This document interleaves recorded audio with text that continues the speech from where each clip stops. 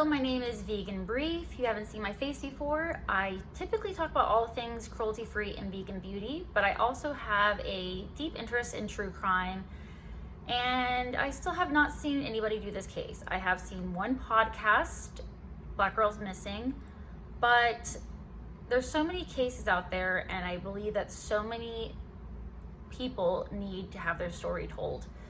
This story in particular really hits home, and I'm going to be doing a whole series on cases that are in my neck of the woods. I'm from Northern Virginia, specifically Ashburn, Virginia, and this is where this case takes place. And there's so many cases in Ashburn, not as many as other areas, but it still happens. I was naive, I grew up naive, and Ashburn is relatively a pretty safe place to live. It's in suburbia, Northern Virginia. It is for the most part, middle to upper class area, but that doesn't mean that unfortunate things do not happen. While they may not be as common or as relatively heard about, it doesn't mean they don't happen, and it doesn't mean that things don't need to be talked about. We learn from awful things, and unfortunately, this family had something absolutely horrific happen to them, and they still have not received justice. Technically, this case will never have justice. At least right now it doesn't, but the killer is known, but the name has not been released. So anyway, let's get into the case. So this case really hits home with me because she was 4 years older than me. We possibly might have gone to high school together if this had not happened. This is, like I said, this is my neck of the woods. Have you ever said to yourself, oh, that could never happen in this area? Oh, that only happens to other people. That would never happen to me. That would never happen in where my area is. It's so safe. That kind of stuff does not happen to me. Well, no, I'm not from a small town, and we don't have the whole, like, at least for me, I've never lived like, oh, we live with our doors unlocked and, you know, all that kind of stuff. I don't know. That's just not how I grew up. I still grew up with, like, riding my bike, riding my scooter around, sometimes with adults, sometimes not. There was always, like, adults around, but still, like, my friends and I would just ride around the neighborhood or all kind of stuff. Now, I'm like, oh my God. By the way, I'm a mother of 2 girls. I have 2 toddlers, and that just, like, terrifies me. Things like this make me, like, they just really, really freak me out. I'm passionate about true crime, but that doesn't mean that these things are not happening and are not beyond terrifying and scary. You can only protect your kids so much. And then you also want to let them be kids. You have to have this happy medium where it's like you don't want to be too strict, but you don't want to be too loosey-goosey. And it's just, unfortunately, even if you are strict or you are loosey-goosey or you are in the middle, you can't protect them 100%. You can't prevent these things. There's so many horrific and disgusting people out there, and we try our best. And say what you want about people, but we try our best. That's all we can do. Today, I will be talking about Erica Heather Smith. Erica was born on July 18th, 1988 to Pamela Wade Smith and her father, William Smith, who goes by Pete. She had a sister, Jasmine Williams. I don't know if same dad or different dads because of the last name. I couldn't really find that out, but she was 17, Erica was 14, and then she had a brother, William Jr., Billy, who was 10. Erica sounded similar to me growing up. She loved talking on the phone. She loved talking about boys. She loved hanging out with her friends, cheerleading, volleyball. She had actually just finished middle school at Sterling Middle School in June before she went missing in July. I'm going to be reading a little bit. I want to be accurate because I want to be respectful. Her mother, Pamela, said that Erica had the most beautiful smile in the world, and you knew her by her smile. Erica's family, she had gotten in with a new friend group 9 months prior to her going missing. She also began receiving hateful prank calls at all hours of the night. Remember that, prank calls? Later on, you will learn some disturbing things about Erica that were unknown to her parents. Today's case takes place on July 29th, 2002. Erica told her brother Billy that she was going to go meet a friend and she would be right back. This was at 1 p.m. Before Erica walked out her door for the last time at 1 p.m., she had received a phone call from a man that had promised to buy her clothes for her birthday. It was 2 weeks prior to her going missing. Billy had said that Erica was wearing a knee-length denim skirt and a fleece shirt. Her mother became alarmed when she came home. Erica had not come home for dinner. So Erica's mom, just like, you would think to do. She called Erica's friend and was even more alarmed to find out that Erica's friend had no idea what she was talking about. Erica had never told her friend that she was coming over, and she never showed. So at 9 p.m., the police were called. From articles that I read, the case was not necessarily taken the most seriously. What I can assume, which I don't like assuming things, but they probably thought she was like a runaway, even though I feel like that's just ridiculous. The parents know best, I'm sorry, but most people, I would hope, know their kids better than anybody. And saying like, oh, she ran away or whatever, even though you have this gut feeling that something is wrong with your kid, especially Erica. Erica was described as a homesick person. If she could have called, she would have called, and she didn't call. The day she went missing, her parents also went through her things. Erica kept a diary and journals. Her parents wanted to try to find some clues since the police weren't really taking it seriously, so they called around to her friends to try to get more information, see if anyone had seen her or talked to her that day.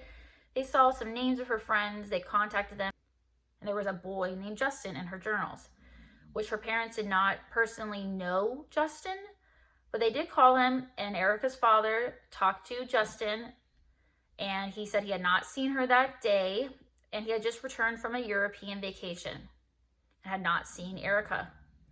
11 days later, horrific news was announced to her family. Erica's body was found in a shallow grave near where the Commanders, aka used to be the Washington Redskins, where their practice stadium is near. I remember seeing her memorial, and it is like about 5 minutes away from the practice stadium. That's where she was found by, I saw mixed articles. I saw people say there was hikers, which I don't remember that being a hiking trail, but maybe it was. Ashburn is so busy. We build and build and build, and there's always something going on. There's always construction. There's always new development. I also saw articles that said that coworkers were having a lunch. I don't know if there was like a picnic area or what, and they smelled something, or I don't really know. Like I said, they weren't very descriptive. They were kind of vague. But anyway, they found Erica, and she was found in the clothes that she went missing in.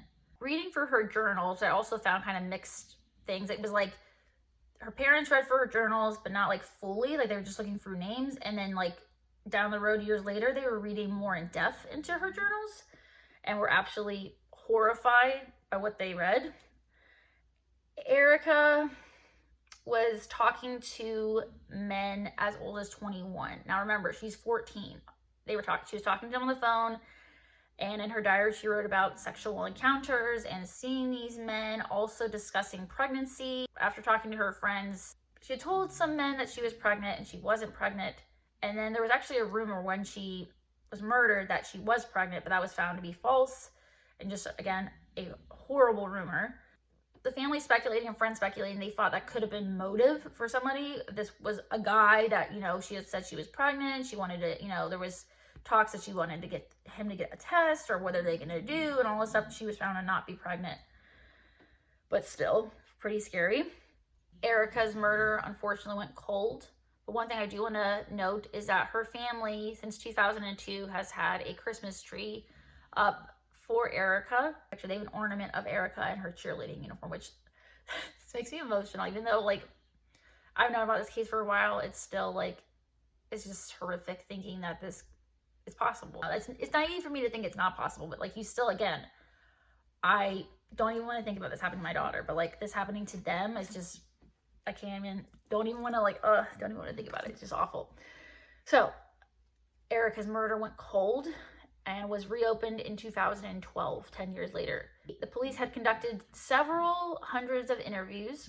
Financial support was also sought for an evidence audit and resubmission of forensic evidence for analysis with the advancements in scientific, testing and everything. They had found a small tag near her body that was from Europe. Remember when I talked about Justin and the European vacation? A historical timeline corroborated the link to Erica's killer. Erica's father was told by investigators they were 99% sure their daughter's killer had committed suicide. Some still wonder if the sheriff's office has pinpointed the right person, though. Their reluctance lies with our sheriff, Chapman, refusal to release the killer's name to the public. He has not released any information about the killer, any description, nothing. Not a zilch, nothing. But Erica's parents are pretty sure that it was Justin. Justin was older than her, and it just did not sit right with the family. So they're pretty sure it was Justin. In 2014, Sheriff Mike Chapman announced that Erica's case was solved, but the killer had killed himself. And basically, to the family, the killer would never receive justice. He would never be tried for the murder of Erica. The case would never be heard. So for her family, justice was not served at all. Her father described him, I'm going to paraphrase, as a coward. You killed his baby, but you killed yourself. Erica's parents released that they are pretty sure the killer's name is Justin. He was in his 20s, and they believe that Erica's killer called her from a payphone. Remember payphones? Just blocks away from her home with the promise of a summer job. It was also the man that had either bought her clothes for her birthday or said he was going to buy her clothes for her birthday. This case, it just does not sit well with me, and that's why I wanted to talk about it, because it's just disturbing. Why is it okay for his name to not be released? He's dead. Why can we not have a description of him? It just, to me, is very bizarre. I mean, are they waiting for something? What's going on? I don't even understand how the family, though, they can't know. It's just, to me, it doesn't sit well with me. I just don't understand. To me, it's just not okay. But there's nothing I can do about it. All I can promote is awareness, and these things happen even in my neck of the woods. Erica would have been 34 years old this summer. Erica should have been starting high school. Erica should have been able to grow up, get married, go to college if she wanted to, have a job, have kids if she wanted to. And she never got that opportunity. That was stolen from her for what? Nothing. Teenagers make mistakes. Everybody makes mistakes. We're allowed to be naive, especially when we're young and we're learning. Our brains are still developing. You know, I look back all the time and I'm like, oh my God, I can't believe I did that. Or like, I shouldn't have done that. Oh my God, I still can't believe I did that. Guess what? We live and we learn. She never got that opportunity. She never got that chance. That's just not fair. I'm sorry, it's not fair. She was taken from this earth before she even started high school. You know, when you're young, at least for me, you are so trusting and you want to see the best in people. You don't think things like this are going to happen to you. You think, oh, it only happens to, people that are reckless, or I know best. Okay, so this is my opinion. Most teenagers would not tell their parents, hey, by the way, I'm talking to an older guy. I'm doing this, I'm doing that. Are you serious? What? Your mom's gonna be like, oh yeah, that's cool. Like, whatever. No, they're gonna try to prevent you from doing that. They're gonna be like, excuse me. Like a lot of teenagers do. She sneaked. She didn't tell her parents everything. I still think they had a good relationship. Whether your kid tells you every single thing that they do or not, I still think they were good parents. I still think that they tried everything they could possibly do. They're fighting as hard as they can for her, and they did nothing wrong. It doesn't mean it doesn't hurt. Doesn't mean that they coulda, shoulda, woulda.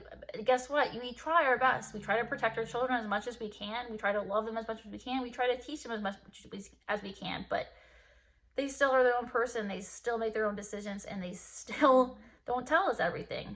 So yes, I just wanted to get this case out there because, again, there needs to be more awareness. There needs to be more, like I said, we all can be naive. I'm almost 30 and I still can be very naive, but we need to promote awareness that this happens. This can happen anywhere and everywhere, no matter who you are, where you are, what you are. Things like this can happen. Let me know if you enjoyed this video. I have a lot of plans for other videos that I want to do on missing cases, murders, but I'm going to specifically focus, at least right now, on my area, like the DMV area. So let me know if you have any case ideas for me or have any questions, and I'll catch you in my next one. Thank you so much for watching. Please like, subscribe, and stay safe out there. Bye, guys.